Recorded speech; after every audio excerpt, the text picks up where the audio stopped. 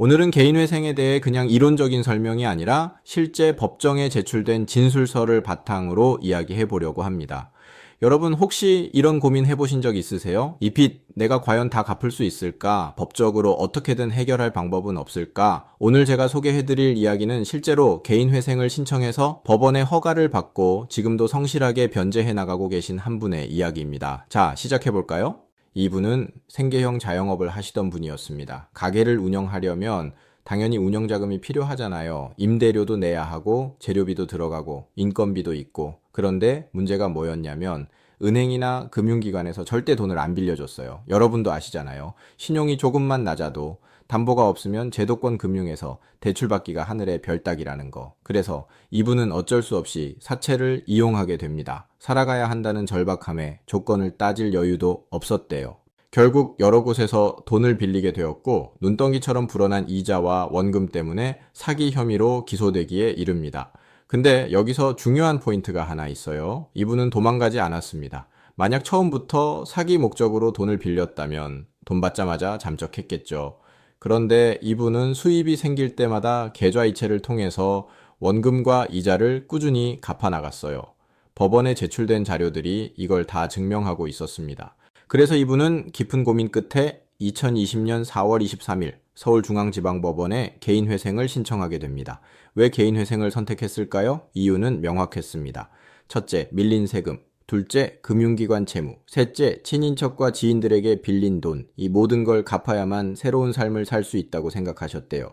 잠깐만요. 개인회생이 정확히 뭔지 많은 분들이 헷갈려 하시는 것 같아서 한번 정리하고 갈게요. 개인회생은 빚을 완전히 탕감받는 개인파산과는 달라요. 개인회생은 법원의 결정에 따라 채무를 줄이고 3년에서 5년 동안 나눠서 갚는 제도입니다. 이분의 경우를 보면 2020년 7월 22일부터 변제를 시작해서 2025년 6월 22일까지 딱 5년 동안 변제할 예정이었고 매달 법원에 정해진 금액을 납부하셨어요.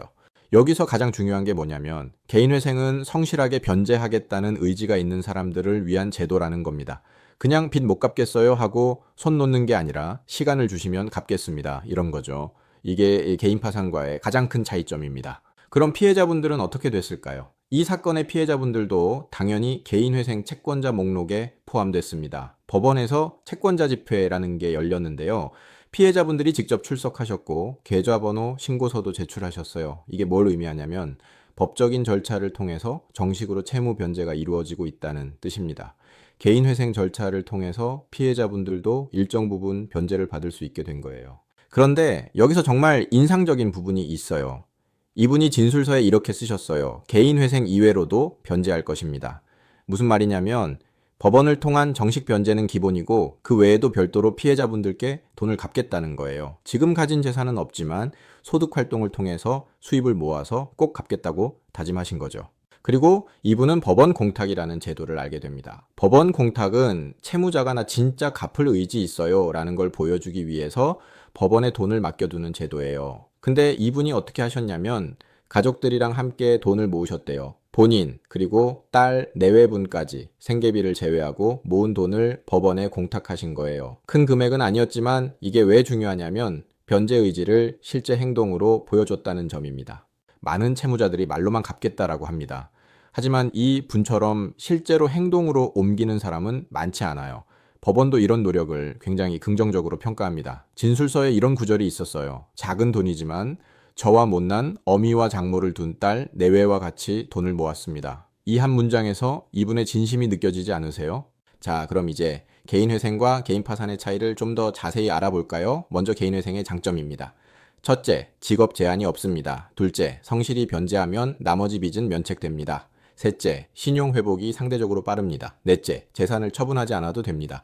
개인회생의 단점도 있습니다. 첫째, 3년에서 5년간 꾸준히 변제해야 합니다. 둘째, 일정한 소득이 있어야 신청이 가능합니다. 셋째, 변제 기간 동안 신용거래가 제한됩니다. 넷째, 매달 정해진 날짜에 꼭 납부해야 하는 부담이 있습니다. 그럼 개인파산은 어떨까요? 개인파산의 장점입니다. 첫째, 채무가 전액 면책될 수 있습니다.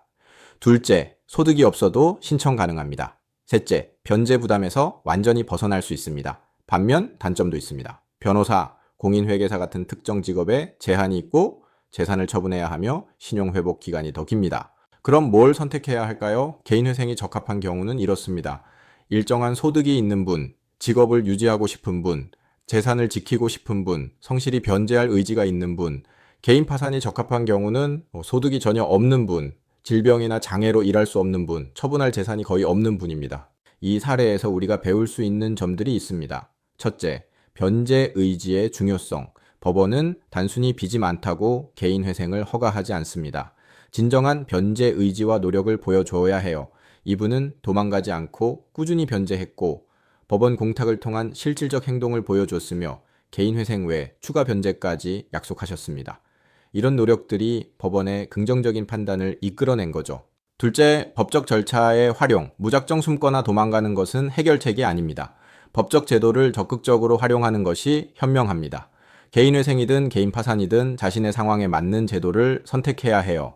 셋째, 가족의 지지. 이분은 딸 내외와 함께 돈을 모았습니다. 가족의 이해와 지지가 얼마나 중요한지 보여주는 대목이죠. 혼자서 모든 걸 해결하려 하지 말고 가족과 솔직하게 대화하세요. 부끄러운 일이 아닙니다. 넷째, 장기적 관점. 당장의 어려움만 보면 절망적일 수 있습니다. 하지만 5년 후, 10년 후를 생각하면 지금의 노력이 얼마나 가치 있는지 알 수 있어요. 지금 힘들어도 미래를 보고 나아가세요. 최근 개인 회생 신청이 많이 증가하고 있습니다. 주요 원인은 코로나19로 인한 소득 감소, 자영업자 폐업 증가, 가계부채 증가 등이 있어요. 개인 회생 신청자 중 약 70에서 80%가 인가를 받습니다. 하지만 중요한 건 인가 후 성실히 변제를 완료하는 비율은 약 50에서 60%라는 점입니다. 중도 탈락하는 경우도 많다는 뜻이죠. 성공의 핵심은 끈기입니다.